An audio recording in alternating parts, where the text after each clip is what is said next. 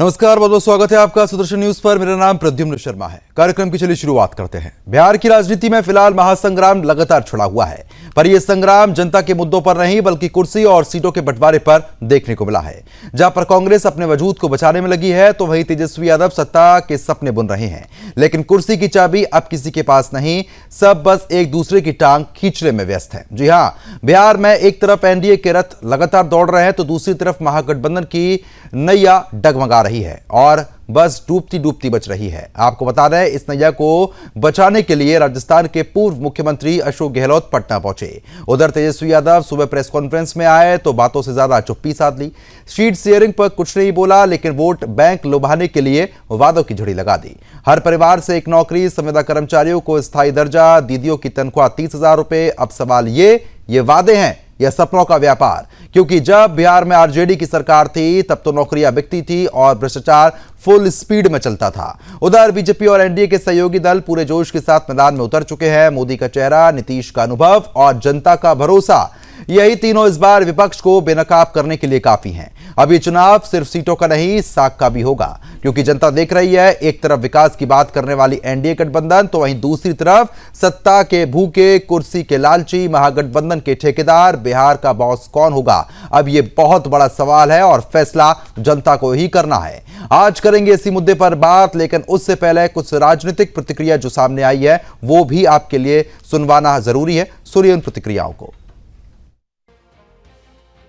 कल बात करेंगे, कल आप लोगों को सबका जवाब मिलेगा। बहुत बहुत धन्यवाद। कॉन्फ्रेंस है, उसके अंदर तमाम क्लैरिटी रहेगी, जहाँ कन्फ्यूजन है वो समाप्त हो जाएगा। पूरा महागठबंधन एकजुट होकर चुनाव मैदान में उतर रहा है। पूरा थोड़ा एक कन्फ्यूजन पैदा कर दिया गया, कोई दम नहीं है। 243 सीटें हैं बिहार में। अब 243 सीटों में 5-10 सीटों में तो लोकल इश्यू भी होते हैं, कैंडिडेट का परसेप्शन भी होता है और फ्रेंडली फाइट हो सकती है। भाई कोई दिक्कत नहीं। गप मारने लोग पहले कहा कि 2,70,00,000 लोगों को सरकारी नौकरी दे। आज जिस बात की चर्चा वो कर रहे हैं, 15 साल तक उनके पिताजी माताजी ने बिहार को लूटा, बिहार की जनता देखी है। पूरे परिवार ने 1,00,000 लोगों को भी सरकारी नौकरी नहीं दिया। ये पूरा बिहार जानता है, ये लोग गप मारने वाले लोग हैं और ये लोग सिर्फ सपना दिखा सकते। महागठबंधन में महाफूट हो गई है, किसी का कोई तालमेल नहीं है। ये सीटों का गठबंधन करके कई सीटों पर अलग अलग चुनाव लड़ रहे हैं और राजद के कार्यकर्ता जहां कांग्रेस के उम्मीदवार हैं उनको हराने में लगे हैं। कांग्रेस के कार्यकर्ता तो हैं ही नहीं, जो भी छोटे मोटे नेता हैं वो राजद को हराने में लगे हैं और बिहार की जनता भी इनको हराने में लगी। एनडीए पूरी तरह एकजुट है। राहुल गांधी जब से घुसपैठ बचाओ यात्रा छोड़ के कोलंबिया गए तब से उनका आता पता नहीं है। अब आपने देखा, अगर उन्होंने कहा कि हर घर को नौकरी देंगे, आप समझ नहीं पा रहे हैं। इसका अर्थ हो गया जिस घर में सरकारी नौकरी लेनी होगी, जमीन तो पहले ली जा चुकी है, अब घर बार भी बेच देना पड़ेगा। मतलब भाव ये हो गया सरकारी नौकरी के बदले में घर ले लेंगे। अभी तक तो जमीन ली थी। और जहां तक वो महिलाओं की बात कर रहे हैं, मुझे लगता है राजद का कोई व्यक्ति यदि ये बोले, लालू प्रसाद यादव जी के शासनकाल में आजीविका तो छोड़िए, जान और सम्मान पे महिलाओं के जितने बड़े खतरे रहते थे, वो मुझे लगता है आज भी बिहार भूला नहीं है। जो लोग भी 30 वर्ष या उससे अधिक आयु के होंगे, यानी 20 साल पहले की जिनको मेमोरी होगी, उनके दिमाग में बहुत स्पष्ट रूप से होगा। जो गठबंधन को नहीं संभाल पा रहे, मेरी तो समझ के परे है कि भाई ये लोग कौन सी दुनिया में ये लोग जी रहे हैं।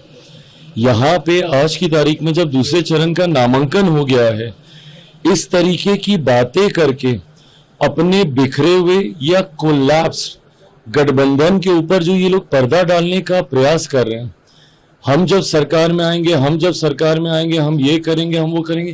प्रभु आप आइएगा कैसे सरकार में? ऐसा गठबंधन आज तक कभी भारत के राजनीतिक इतिहास में हम लोगों ने नहीं देखा, जहां पे घटक दल एक दूसरे के सामने है। दूसरे चरण का और फाइनल नामांकन की पूरी प्रक्रिया समाप्त हो चुकी है, उसके बावजूद भी अभी भी नहीं पता कि कौन कितनी सीटों पे चुनाव लड़ रहा है, नहीं लड़ रहा है। एक साथ घटक दल कभी एक साथ बैठे नहीं। राहुल जी जिन्होंने इतनी मेहनत की, सब आए एसआर को लेकर लोगों को भ्रमित करने का कार्य किया, सब किया, वेयर इज ही, है कहां वो? और आज जीविका दीदी के लिए जितना भारत सरकार और बिहार सरकार की है, 15 वर्षों के शासन काल में जो राजद कांग्रेस कम्युनिस्ट का राज रहा है, उसमें जीविका दीदी पर क्या किसी पे नहीं सोचा गया। तो जो कभी सोचा ही नहीं है वह आगे क्या कर सकता है? भ्रम फैलाने की बात है, सफेद झूठ बोल रहे हैं।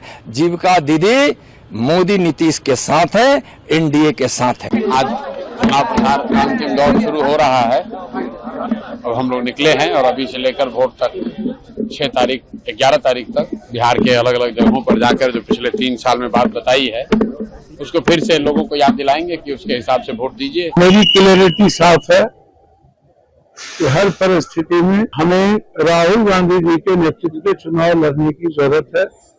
इस प्रदेश का की जनता, चाहे अत्यंत पिछड़ी जाति हो, चाहे दलित हो, चाहे ऊंची जात के लोग हों, तो राहुल गांधी जी के संघर्षों में अपने विश्वास को रखते हैं और किसी में भी। ये लड़ाई एक तरफ नरेंद्र मोदी का चेहरा है और एक तरफ राहुल गांधी का चेहरा है। सबसे बड़ा भ्रष्टाचारी जो भ्रष्टाचार के अपराध में बेल पे है, वो कह रहा है भ्रष्टाचार बढ़ गया है। कुंभकर्ण का नाम सुना था आपने? रामायण में सो गए थे कुंभकर्ण जब राम की सेना ने लंका पे चढ़ाई की, तो डुगडुगी बजा के उठवाया गया था कुंभकर्ण को। इस कुंभकर्ण की भी नींद अब खुली है जब चुनाव में 12 दिन बच गए। महागठबंधन में एक दूसरे पर सुर फुटौल पड़ रहे हैं, जूते चल रहे हैं, इनकी नींद अब खुली है। अब इनको बिहार बदलना है। तो हद हाल है यार। 15 साल में लालू राबड़ी के राज में जीविका का जब बिहार नहीं सुना था, आज इनको जीविका याद आ रही है। अरे इनकी जीविका क्या है? इनकी जीविका है अपहरण उद्योग, आरजेडी की जीविका है लूट उद्योग, आरजेडी की जीविका है हत्या उद्योग, आरजेडी की जीविका है अवैध शराब उद्योग, आरजेडी की जीविका है बालू उद्योग। इनसे जीविका चलाएंगे। जो जो वादे और घोषणाएं श्री तेजस्वी यादव कर रहे हैं, बिहार की सरकार उन सारे दावे और वादों को पूरा कर चुकी है। चाहे महिला आरक्षण हो, चाहे वुमेन एम्पावरमेंट हो, चाहे जीविका हो या कोई शिक्षा का हो। तो फिलहाल जिस तरीके से आपने सुना, जहां पर प्रतिक्रियाओं का जो दौर है वो लगातार देखने को मिल रहा है, क्योंकि अब चुनाव में समय बेहद कम रह गया है, तो स्वाभाविक है कि इस तरीके की जो प्रतिक्रिया है वो सामने आएंगी। अब इस चर्चा को आगे बढ़ा लेते हैं। खास मेहमान हमारे साथ जुड़ चुके हैं, उनका रुख कर लेते हैं। अमित कार्तिकेय जनसुराज के प्रवक्ता है, हमारे साथ जुड़ रहे हैं, बहुत बहुत स्वागत है आपका। बीजेपी प्रवक्ता राजेश सिंह हमारे साथ जुड़ रहे हैं, आपका भी बहुत बहुत स्वागत है। आरजेडी के प्रवक्ता सैफ अली खान साहब, बहुत बहुत स्वागत है आपका। अंकुर भारती कांग्रेस के प्रवक्ता, आपका भी स्वागत है सर। मनीष सिंह है प्रवक्ता एलजेपीआर, आपका भी सर बहुत बहुत स्वागत है। क्योंकि जिस तरीके से खास मेहमान हमारे साथ लगातार बने हुए हैं, उनका भी रुख करेंगे। खास मेहमानों के पास जाने से पहले बड़ा सवाल यह बनता है, क्योंकि आज सुबह ही बड़े बड़े ऐलान यहां पर किए गए हैं। अब इन ऐलानों को क्या नतीजा निकलेगा, महागठबंधन किस तरीके से आगे बढ़ेगा, ये जानना बेहद दिलचस्प और जरूरी हो जाता है। राजेश सिंह जी, सबसे पहले आप ही के पास आऊंगा, क्योंकि जिस तरीके से आज सुबह ही आरजेडी की तरफ से बड़े ऐलान होते हैं, चाहे सरकारी नौकरी को लेकर हो या फिर दीदियों को लेकर जो उनकी तनख्वाह 30,000 रुपए करने का ऐलान किया गया है, सबसे पहले आपकी प्रतिक्रिया इसी पर कि किस तरीके से इन ऐलानों को आप देख रहे हैं? देखिए, जब से नीतीश 2005 में आए के पहले महिला के बारे में बहुत जो हमारी बहनें साइकिल योजना हमारे नीतीश जी जो चला है वो पूरा देश में अनुकरणीय रहा। जो पोशाक योजना जो चला है, जो महिला को पंचायती राज में आरक्षण दिए, जो महिला की बात कर, जो नौकरी के बदले कोई जमीन नहीं न दी गई न ली गई। ठीक है सैफ अली खान जी, मैं आऊंगा आपके पास, मैं आऊंगा आपके पास। मैं आपको बोला, आपको मिलेगा, बात को सुन लिया। ठीक है, आपकी आवाज नहीं पहुंच पा रही, दोबारा संपर्क साधने का प्रयास किया जाएगा। सैफ अली जी, क्योंकि देखिए अब ऐलान तो यहां पर कर दिए गए, बड़े बड़े ऐलान हुए हैं, ठीक है, लेकिन बड़ा सवाल तो यह भी उठता है ना कि जब आप लोग थे मौजूदा सरकार में तो उस समय इतनी नौकरियां नहीं दी गई, लेकिन अब हर घर में नौकरी देने की घोषणा आप कर रहे हैं। ये संभव है। जब हम 2020 में हमने ये आके जनता के सामने कहा कि मैं पहली कैबिनेट में हमारे नेता 10 लाख लोगों को नौकरियां देंगे, तो जो उस समय हमारे एनडीए के घटक दल थे, हमारे माननीय मुख्यमंत्री दोनों चिल्ला चिल्ला के कह रहे थे ये नौकरी तो देगा, पैसा कहां से लाएगा। उस समय लालू प्रसाद जी जेल में थे, वो बाप जहां बंद है उस जेल में पैसा रखा है जो वहां से लाके देगा। इस प्रदेश पे 4,03,000 करोड़ का इन 20 सालों में हमारे नीतीश कुमार जी ने कर्ज लाद दिया है, जो बिहार को कर्जदार बना दिया है। नौकरी और रोजगार के नाम पे इन्होंने कुछ नहीं किया। जब हम 17 महीने इनके सरकार में साथ में रहे तो हमने 5 लाख लोगों को बीपीएससी के माध्यम से बिहार और बिहार के बाहर के बच्चे बच्चियों को नौकरी दी। इन्हीं के कलम से मैंने दिलवाया, जो कहते थे असंभव है, समुंदर ले आओ तब हम नौकरी देंगे। समुंदर को लोग लाने चले गए कि चलो माउंटेन मैन माझी की तरह हम भी एक समुंदर लाएंगे और यहाँ हमारे व्यापार और रोजगार का केंद्र खुलेगा।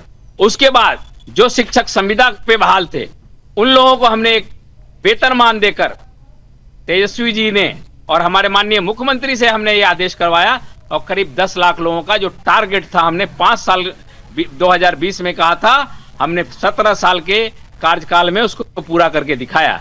जो देश और दुनिया ने देखा और उसी व्यक्ति से जो 20 साल में कभी भी 10,000 वैकेंसी एक साथ नहीं निकालता था उसको 10 लाख लोगों को नौकरी देना पड़ा। वो ये हमारी संकल्प थी और हमारे रिसोर्सेज भी थे। जो रिसोर्स ये पुल बनाने में, रोड बनाने में अगर उसका एस्टीमेट चेक किया जाए तो 2 गुना और 3 गुना एस्टीमेट बनता है। जो भी जल संसाधन विभाग के अगर जितनी 20 सालों में जो ठेकेदारी हुई है उसको अगर चेक किया जाए तो उसमें 3 गुना पैसा उसमें लगाया गया जितना लगना चाहिए। ठीक है, सब आप बड़ी बड़ी चीजें यहाँ पर बता रहे हैं, लेकिन वो चीज पहले ना पहले हुई और आज अब कैसे करेंगे उसका सवाल का जवाब देना बड़ा मुश्किल हो रहा है। जनसुराज प्रवक्ता लगातार बने अमित जी, क्योंकि देखिए अमित जी, अब सैफ अली खान साहब तो साफ तौर पर ये कह रहे हैं कि हमारी कोशिश पूरी है और ऐसा होके ही रहेगा। अगर हमने वादा किया है तो इस वादे को हम निभाएंगे। इस वादे को आप कैसे देख रहे हैं?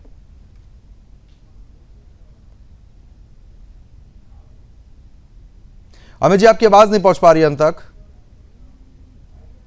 हाँ, सभी पैनलिस्ट को जय बिहार और लोकतंत्र के चौथे स्तंभ को भी विशेष धन्यवाद।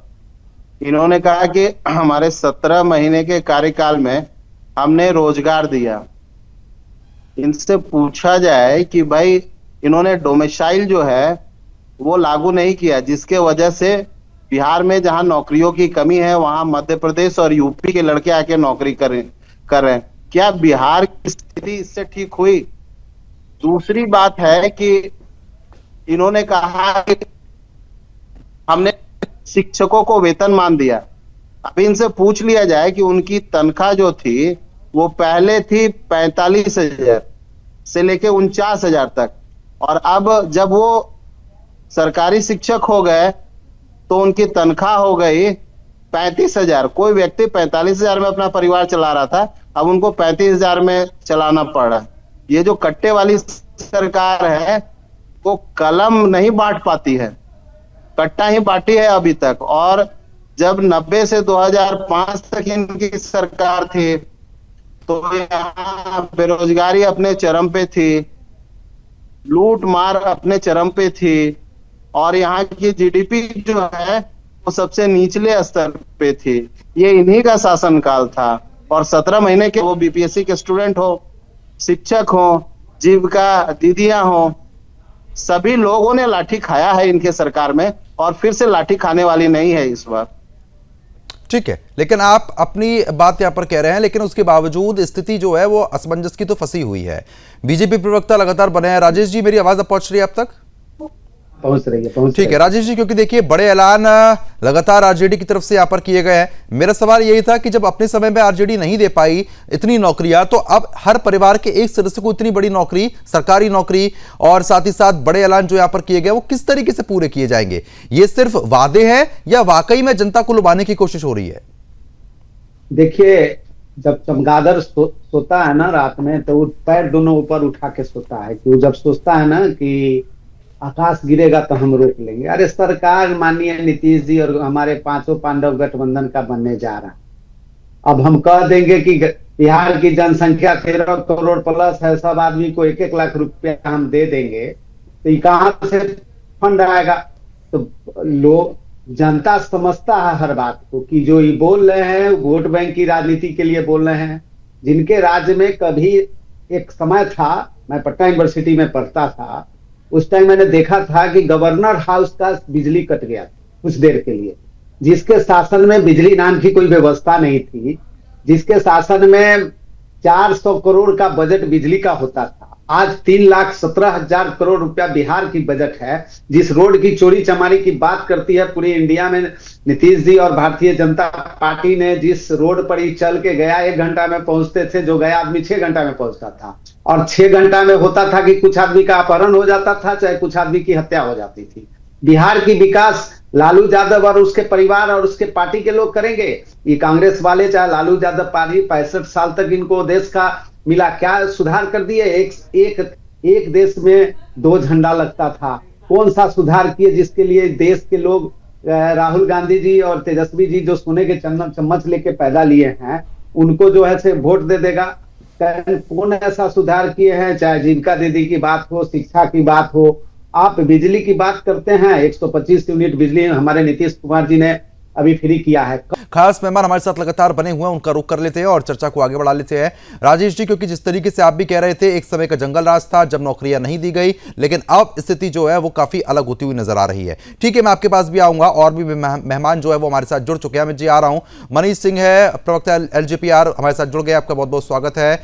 और साथ ही साथ अंकुर भारती है, हमारे साथ जुड़ गए हैं, उनका भी बहुत बहुत स्वागत है। क्योंकि देखिए राजेश जी, जिस तरीके से आपने साफ तौर पर ये बात तो बता दी कि जंगल राज में नौकरियां नहीं दी गई, लेकिन अब भी तो वादे किए जा रहे हैं ना। अब इन वादों का क्या असर जाएगा जनता पर, यह भी तो एक बड़ा सवाल उठता है।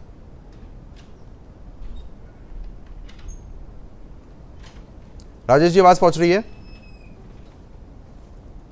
ठीक है, संपर्क नहीं हो पा रहा है। मनीष जी, क्योंकि देखिए अब महागठबंधन लगातार ऐलान तो बड़े बड़े यहां पर कर रहा है, लेकिन आज सुबह आरजेडी की तरफ से बड़ा ऐलान यहां पर होता है, उसको किस तरीके से आप देखेंगे? देखिए, अब तो इन लोगों को अभी ये तय करना है कि ऐलान किसके ऐलान पे जनता विश्वास करे, आरजेडी के ऐलान पर या कांग्रेस के ऐलान पे। चूंकि ऐलान एक ही वादों का गठबंधन के दोनों पार्टियां अलग अलग तरीके से कर रही।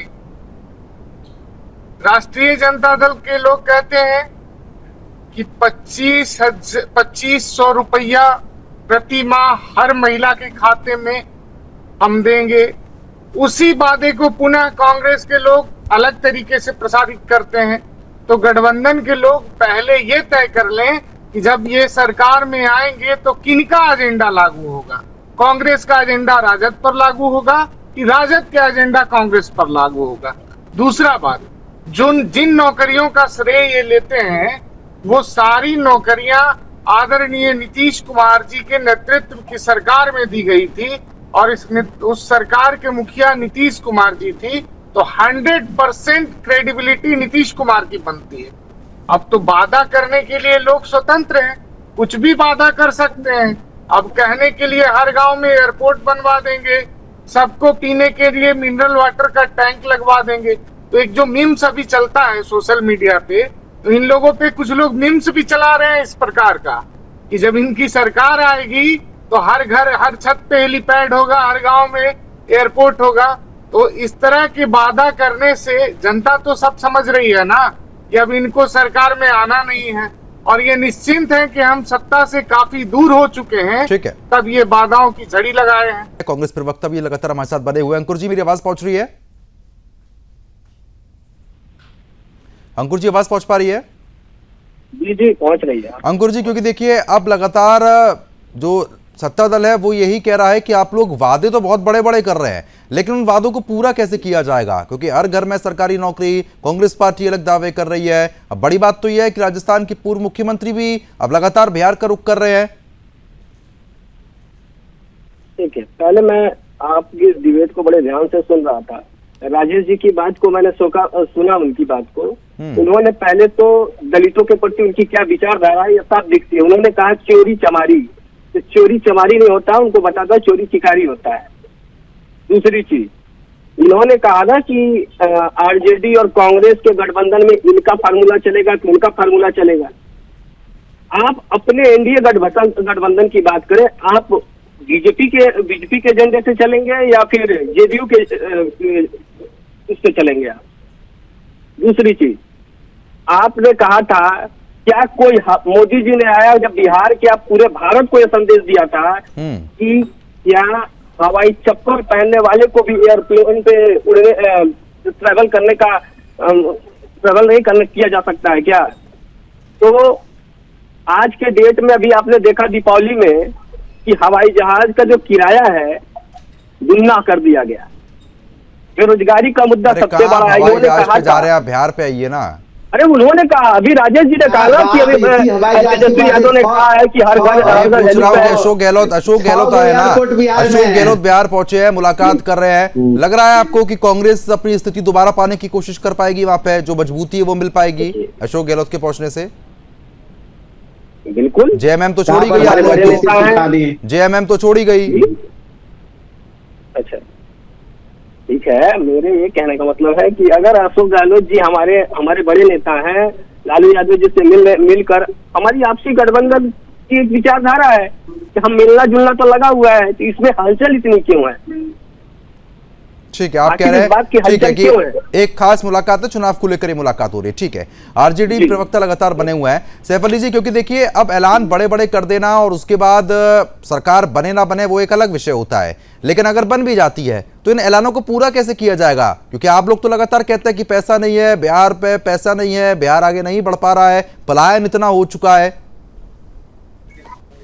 मैंने कभी नहीं कहा बिहार में पैसा नहीं, मैं कह रहा हूं आरजेडी कह रही है ना, आप थोड़ा ना कहेंगे। का कर्जदार बना दिया इन 20 सालों में, और सिर्फ अपने कुछ चुने हुए ठेकेदारों को, जो विजय चौधरी के साला है कारूज सिंह, जो संजय झा के लगाव में कुछ हैं, वशिष्ठ नारायण वगैरह कुछ लोग ऐसे लोग हैं जिन लोगों को सिर्फ जैसे अदानी अंबानी को देने के लिए हमारे देश में 235 लाख करोड़ का कर्जा हो गया, जो करीब 50 लाख करोड़ का था। और ये चोरी चमारी कहने वाले पे मैं इनको हरिजन एक्ट का केस करूंगा। और जो अपहरण उद्योग की बात हो रही है, डॉक्टर रमेश चंद्रा बड़े न्यूरो सर्जन थे, उनका अपहरण जब होता है, उस सबसे पहला कॉल अगर किसी व्यक्ति के यहाँ से किया जाता है तो सीपी ठाकुर के यहाँ से किया जाता है। एक लड़का था किसलय, जिसका अपहरण होने की चर्चा हमारे माननीय प्रधानमंत्री अपने मंच से कहते हैं, हमारा किसलय हमें लौटा दो, और उसको लौटाया किसने? किसलय के चचेरे चाचा ने। उसकी जो जमीनें किसलय के पिताजी ने हड़पी हुई थी उसको छोड़ा, तो उसके चचेरे चचा ने उसको अपहरण उद्योग का ये सब मिसाल है, जो आज अपहरण उद्योग 15 साल में कह रहे हैं। सैफ अली जी, क्योंकि देखिए अब अंकुर भारती का अपना यहाँ पर कहना है, लेकिन आप जो ब्रेक पर जाने से पहले जवाब दे रहे थे उसमें आपने ये नहीं बताया कि 3 नौकरियां दी कैसे जाएंगी। अमित जी बहुत देर से कुछ कहना चाह रहे हैं, अमित जी अपनी बात पूरी कर लीजिए। प्रवक्ता ने कहा कि जनसुराज के प्रवक्ता को जीडीपी का ज्ञान नहीं है। मैं सैफ अली जी से समझ लेना चाहता हूं कि जीडीपी, एनएनपी और जीएनपी में क्या अंतर है, वही मुझे समझा दे, इसके माध्यम से बिहार भी समझ लेगा। एक बार जीडीपी, जीएनपी और एनएनपी हमको समझा दे, एक बार समझा दे।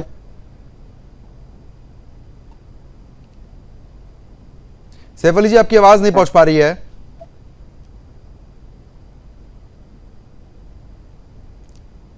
सैफ अली जी अपने माइक को एक बार आप अनम्यूट कीजिए, आपकी आवाज नहीं पहुंच पा रही है।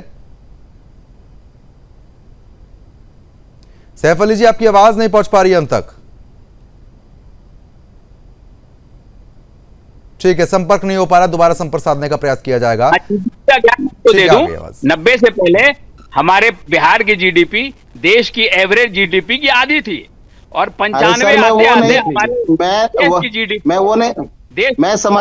मैं समझना ये स्टडी करके आ जाए वो 2002 तक हम देश की जीडीपी से ऊपर थे, लेकिन जब हमारा झारखंड अलग हुआ तो हम थोड़ी देर 2-3 साल पीछे आए। फिर 2004 में अरे आरजेडी इतना बेहतर कर रही थी तो आरजेडी बाहर क्यों चली गई सत्ता से?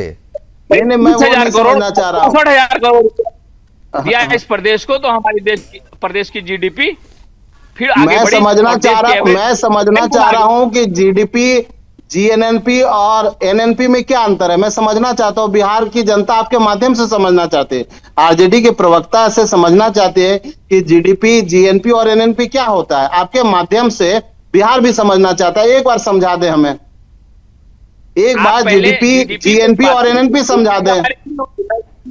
मैं जीडीपी के जो लिस्ट है उसका आपको पूरी तरह आप, अरे सर आप बताइए ना, जीडीपी, जीएनपी और एनएनपी क्या होता है, 2002 ना इसको। हमारी वो देश के एवरेज जीडीपी से ऊपर थी। जब हमारा सर मैं एवरेज नहीं समझ, वो हमारी जीडीपी थोड़ी नीची गई थी, लेकिन जब 2004 में यूपीए 1 की सरकार आई तो 64,000 करोड़ हमने ग्रामीण विकास से। मैं तो समझना चाहता हूँ कि जीडीपी, जीएनपी और जीएनपी बता दीजिए ना आप सैफ अली जी, जीडीपी जीएनपी में फर्क बता दीजिए आप। आप बता दीजिए, और एनएनपी में फर्क बता दीजिए, मैं समझ जाऊंगा कि आप समझते हैं, मैं नहीं समझता हूँ। आप फर्क बता दीजिए। इसमें एनएनपी की क्या स्थिति है? आप सिर्फ जीडीपी पे गए थे कि जीडीपी का आपको कुछ ज्ञान नहीं है, किस वर्ष में क्या जीडीपी थी प्रदेश की। चलिए ठीक है, मैं लौटूंगा आपके पास, ठीक है। वो सवाल का जवाब नहीं देना चाह रहे हैं सैफ अली जी, क्योंकि देखिए सैफ अली जी खान से मैंने पहले भी लगातार कई सवाल पूछे, वो बातों को घुमा रहे हैं। लेकिन बड़ी बात यह है राजेश जी, क्योंकि देखिए घोषणाएं यहां पर तो जरूर कर दी गई हैं, लेकिन रोड मैप अभी कोई तैयार नहीं है कि इतनी बड़े पैमाने पर जो सैलरी देने की बात की गई है, नौकरी देने की बात की गई है, वो कैसे होगी पूरी? नौकरी हम देंगे। एक बात मैं बता दे रहा हूं कि चुनाव का समय है, अभी चुनाव फाइनल क्लोजिंग में 16-17 दिन बचा हुआ है, 20 दिन बचा हुआ है, 20 दिन बचा हुआ है। इसमें अभी जीडीपी की बात आरजेडी के लोग कर रहे हैं। अरे अभी जनता के पास जाइए, जो पाप किए उसके लिए माफी मांगिए कि कम से कम विरोधी के लायक आपको रहने दे। कम से कम विरोधी के यहाँ गाड़ी चल चुकी है। अरे भाई गाड़ी चल चुकी है, नीतीश जी भारतीय जनता पार्टी की गाड़ी चल चुकी है। इसमें अब आप लोगों को बढ़िया बस्तर बना जाएगा। प्रवक्ता महोदय सैफ अली खान जी जीडीपी और जीएनएलपी नहीं समझा पा रहे हैं। दूसरे जो बीजेपी, ठीक है, मैं आऊंगा, मैं जी और भी मैं आऊंगा आपके पास। एलएनजीपी प्रवक्ता लगातार बने हुए हैं, ठीक है मनीष जी, क्योंकि देखिए बड़े बड़े ऐलान करना लेकिन रोड मैप ना होना, ये क्या कुछ दर्शा रहा है? नहीं, स्पष्ट है। आप देखिए बिहार का जो है वो वार्षिक बजट जितना है, आप तेजस्वी जी ने घोषणा किया कि हर घर में एक नौकरी दे देंगे, सब महिला को 2500 रुपया दे देंगे। तेजस्वी जी को पता है बिहार की आबादी कितनी है और उसमें आधी आबादी महिलाओं की संख्या कितनी है। आप 2500 रुपया से आधी आबादी को गुना कर दीजिए, आप जोड़ लीजिए, बिहार के जितना वार्षिक बजट है उससे अधिक तो सिर्फ एक घोषित योजना में खर्च हो जाएगा। तो ये बजट का आकार बताएं कि बजट की वृद्धि कैसे करेंगे, कैसे उन योजनाओं के लिए संसाधन का व्यवस्था करेंगे। अब सिर्फ मुंह से कह देने से नहीं होता है ना। बजट किसी भी योजना को लागू करने के लिए सरकार को पूरी मुकम्मल व्यवस्था करनी पड़ती है, उसकी तैयारी करनी पड़ती है, संसाधनों को जुटाना पड़ता है। सिर्फ कह देने से ही योजना लागू नहीं होता। इस बात से ये स्पष्ट होता है कि विपक्ष के लोग पूरी तैयारी में हैं और वो मान चुके हैं कि किसी कीमत पे सरकार में नहीं आने वाले हैं। अब जब सरकार में नहीं आने वाले हैं तो सरकार के सामने एक ऐसी चुनौती पेश कर दें, सरकार में आने के लिए ऐसे झूठे वादों का सहारा ले जिसको कभी पूरा ही नहीं किया जा सकता है। अब जो भी वादा ये घोषणा कर रहे हैं उस सब का कैलकुलेशन कर लीजिए, मिनिमम बजट कैलकुलेशन कर लीजिए और उस बजट को आकार के लिए संसाधन कहां से जुटाएंगे, बस इतना बता दीजिए। ठीक है, उसका जवाब जरूर लेंगे। कांग्रेस प्रवक्ता भी लगातार बने हुए हैं अंकुर जी, क्योंकि देखिए अब सिर्फ वादे करने से काम नहीं चलेगा, क्योंकि वादे करने के बाद जो रोड मैप होता है वो पूरा कैसे कर पाएंगे। लेकिन दूसरी तरफ सवाल ये भी बड़ा खड़ा हो रहा है कि चलिए ठीक है आरजेडी एक्टिव तो है, लेकिन आप लोग तो बिल्कुल ही डीएक्टिवेट हो चुके हैं।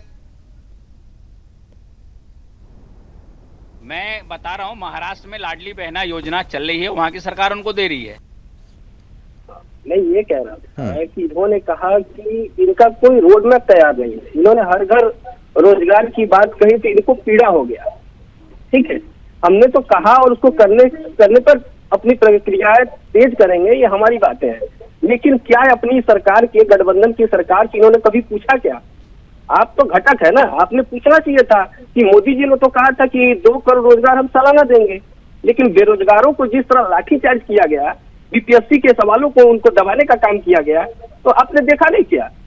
युवा रोजगार मांगे तो लाठीचार्ज, कहीं अगर गलत हो रहा है उस पर युवा खड़ा है तो लाठीचार्ज। और आप तो मुझे ये लगता है बिहार का चुनाव में एनडीए को तो अपना नीतीश जी का तो अपना चेहरा ये मानते ही नहीं है। क्यों? क्योंकि ये नीतीश के मॉडल पर ये संतुष्ट नहीं है, ये एनडीए गठबंधन के लोग। वो लोग अगर ऐसा मानते तो योगी जी को नहीं बुलाते, रेखा गुप्ता जी को नहीं बुलाते। तो फिर अशोक गहलोत क्यों पहुंच रहे हैं वहां पे? मॉडल मुलाकात करने के लिए पहुंच रहे, तो ऐसे यहाँ बीजेपी के नेता भी जा रहे हैं, उसमें क्या दिक्कत है? आप ही तो कह रहे थे अभी।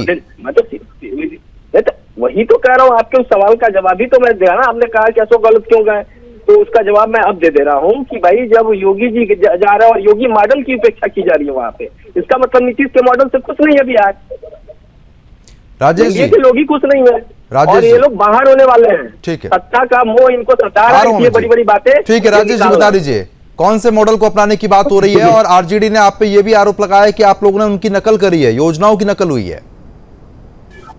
देखिए हम लोग तो पर चल रहे हैं, 20 के स्पीड में गाड़ी चल रही है। नीतीश मॉडल पर विश्वास कर रहे हैं, हम लोग नीतीश जी को नेता मान रहे हैं। पांचों गठबंधन आज 1 साल से कह रहे हैं कि हमारा नेता नीतीश कुमार जी, नेता हम नीतीश जी के नेतृत्व में चुनाव लड़ रहे हैं। ये लोग कहाँ हैं? पप्पू यादव क्या बोल रहे हैं? राहुल जी क्या बोल रहे हैं? इनकी घोषणा क्या हो रही है? उनकी घोषणा क्या हो रही है? हम लोग चुनाव के बहुत पहले बहुत सारा चीज कर दिए हैं, पूरा बिहार का रोड चकचका दिए हैं, एजुकेशन में बड़ा चेंजेस ला दिए हैं, 24 गो इथेनॉल फैक्ट्री बैठा दिए हैं, 2 गो हम लोग अभी 2 जगह कंटिन्यू क्या कहते हैं एम्स बिहार में आ गई है, 6 जगह एयरपोर्ट चल गया है। इन लोगों को विकास पूछेगा, गंगा ब्रिज एगो था वो हाथ से खत्म हो गया, 6 गो गंगा ब्रिज हम लोग बना दिए बिहार में। तो इन लोगों को विकास, देखिए हम लोग एक मॉडल पर चल रहे हैं, बिहार की विकास, बिहार की विकास, बिहार की विकास, बिहार समृद्ध हो, बिहार जो है सो देश का नेतृत्व करे, इसी पर चुनाव लड़ने जा रहे हैं। ये लोग क्या कर रहे हैं? गठबंधन का चुनाव लड़ रहे हैं, स्वार्थ का है भाई, किस तरह सरकार में आ जाए, कौन प्रलोभन दे दे, कहीं हमको सरकार सत्ता में आ जाए तो फिर चोरी चमारी अपहरण हत्या का व्यापार हम लोगों का चालू हो जाए। तो बिहार की जनता पूरी तरह समझ गए हैं कि ये लोग ना भूतो न भविष्यते। मैं एक बात, कोई मैं पंडित नहीं हूँ, एक साधारण कार्यकर्ता हूँ। मैं 27 साल से मैं पार्टी का कार्यकर्ता हूँ। मैं एक बात आपको बता देता हूँ। ठीक है, मैं और भी जवाब ले लेता हूँ, मैं आपके पास आ रहा हूँ। अमित जी बताइए। एक बात बताइए कि चरवाहा विद्यालय से बिहार चला था और खिचड़ी विद्यालय पे अटक गया है। जन स्वराज ने मॉडल विद्यालय, नेतरहाट, नवोदय जैसे विद्यालयों का ब्लूप्रिंट जारी किया है। इनका जब शासनकाल था तो पुल भी गिरता था, वो भी बताया जाए कि पुल इनके ही शासनकाल में गिरा है। इन्हीं के अध्यक्ष ने मेडिकल कॉलेज के जो मालिक थे उनकी हत्या करके खुद उसका मालिक बन गए, वो बिहार प्रदेश अध्यक्ष हैं। एक जो है वो वित्त मंत्री हैं, बिहार के वित्त मंत्री, जो ना प्रोनाउंसिएशन को प्रोनाउंस कर पा रहे हैं, एफिडेविट को हफिडेविट कर पा रहे हैं, वो बिहार के वित्त मंत्री हैं। इससे बड़ा दुर्भाग्य क्या हो सकता है? चलिए ठीक है, अब समय कम है, मैं आप सभी को रोकना चाहूंगा और बहुत बहुत शुक्रिया सभी मेहमानों का हमारे साथ जुड़ने के लिए, इस चर्चा में हिस्सा लेने के लिए। तो फिलहाल साफ तौर पर आपने देखा बड़े बड़े ऐलान, लेकिन उन ऐलानों को पूरा कैसे किया जाएगा, इस सवाल का जवाब आरजेडी अब भी नहीं दे पाई है। ऐसे में जिस तरीके से जनता को यह सोचना जरूरी है कि आखिरकार जो वादे हैं उन वादों पर जाना है या सत्यता के साथ बिहार को आगे बढ़ाना है। अभी के लिए सिर्फ इतना ही, नमस्कार।